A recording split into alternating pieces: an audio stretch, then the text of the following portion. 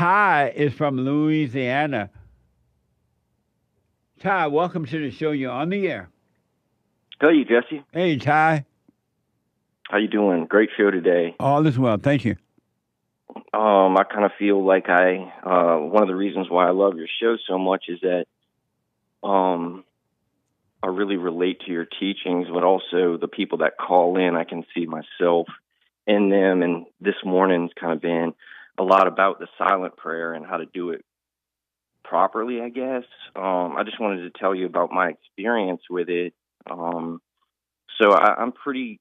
do the silent prayer pretty regularly, but it's mostly just when I'm going throughout my day and I realize the thoughts are kind of becoming overwhelming. So I kind of go into that prayer wherever I'm at, and then it sort of dissipates from there. But you tell people to keep going and stay with it. I feel like I'm at a point right now where I feel like it's just getting hard, and want to turn back.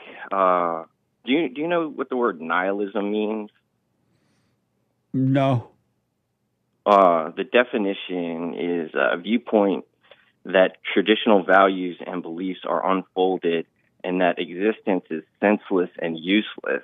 And so I feel like instead of hearing from God more, it's like I've kind of come into that world where nothing matters anymore. And if you say we're supposed to be still and know God, how do we know God if we don't listen to our thoughts? And how does God communicate with you? Is it a feeling? Amazing question. Hold on to your little nihilism and let me take a break. Sure. Let me take a quick break. A very interesting question. So, Ty, if you could restate your question for me, I would appreciate it. Ty? Yes. Go ahead. Can you hear me? Yeah. Yeah. I was asking how you push through the roadblocks, on the spiritual journey with the silent prayer, when I feel like I'm trying to know God, as you say, but it's just real quiet, and I feel like I almost feel like I knew God more when I was a Bible thumper several years ago, but I didn't have real peace. And then right when I started listening to you about a year ago, I started to feel the freedom that I didn't have to obey my thoughts. So I'm just asking how you know the voice of God now, if you can't listen to or you shouldn't trust your thoughts. How do you know when God is communicating with you to take the next step? You would know when you realize that you don't know God and that you have never known him. Back in the days when you thought you knew him, you did not know him. You just into your head with ideas and imagination about God, but you have never known him. You knew him as a little kid, baby kid, before you were traumatized, but you have never known him. And so when you let go of the idea that you know God, then you will know him. You will recognize his voice, and you will know him when you can admit that you don't know him. Okay. So my next question would be, a lot of Bible thumpers that I kind of came up with, they really put the Bible as a concrete, like they can lean on the Bible as though it is God, and it's like a guide for them. But I don't see that that's your teaching. I kind of feel like I don't even know if I trust the Bible anymore. So just kind of, I need something to fill up the space that my old religion had. Beautiful. And don't really know what else to do. Do nothing. Leave the space empty. The Bible thumpers, the people who are into the Bible, they have fulfilled the space of God with knowledge. And all they have is empty knowledge, and they have no peace. I promise you, they are miserable, they are angry, they're lost, they're lonely, they're suicidal, they are gossip, They try to get revenge. They're jealous.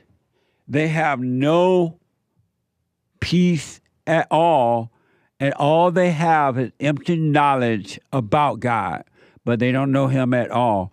You now that space is empty, do not fulfill that empty space with anyone or anything, and the Father will fulfill that for you, and you will know the Father. Leave your glass empty, and He will fulfill it. Okay. Well, I'm gonna keep listening. I'll keep at it, but I know this is a lot of we kind of been going over the same conversation all morning. But if I can leave you with this one verse that I heard, and then you can move on. But Isaiah 26:3, you will keep him in perfect peace, whose mind is stayed on you because he trusts in you. And I feel like that is kind of what you say. I don't know if you ever heard that verse. I promise you, and without a doubt, not because of somebody else said or anything, if you stay present instead of lost in your head in this false illusion about the past or the future, but just stay present, then you will have perfect peace. But if you go into the imagination, thinking about the past or the future, or what you think you want or don't want, and thinking that you know God and don't know God, you're never going to have perfect peace. You got to stay present rather than going into this illusion. The imagination is an illusion. There's nothing real about it at all. And that's why the Prince of Darkness and all his little helpers work overtime to keep you in time rather than allow you to be in now.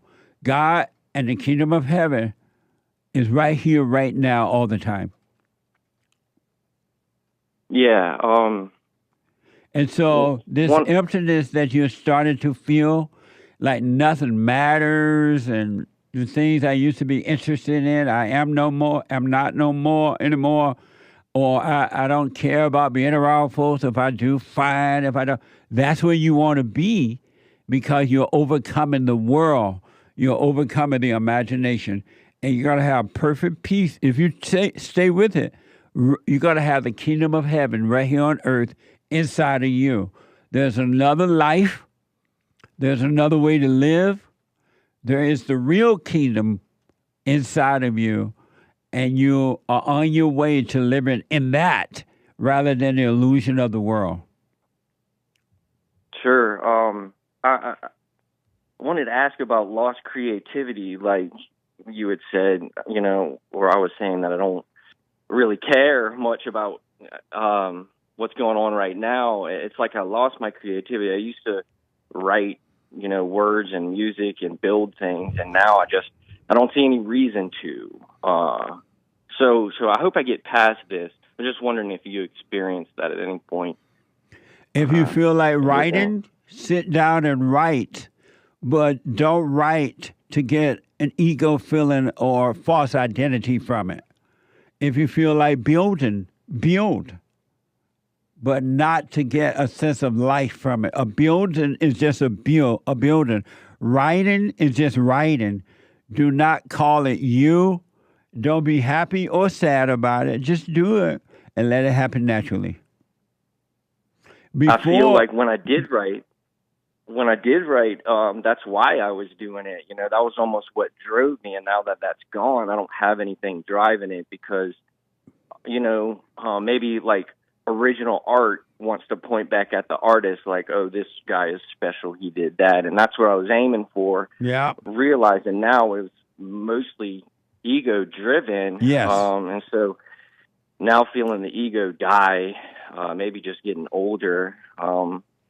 Also, when it comes to art and expressing yourself, I'm a middle-aged white man. Like, our world is not listening to middle-aged white men right now, so I don't know what to say. I almost don't want to express myself to this world anymore.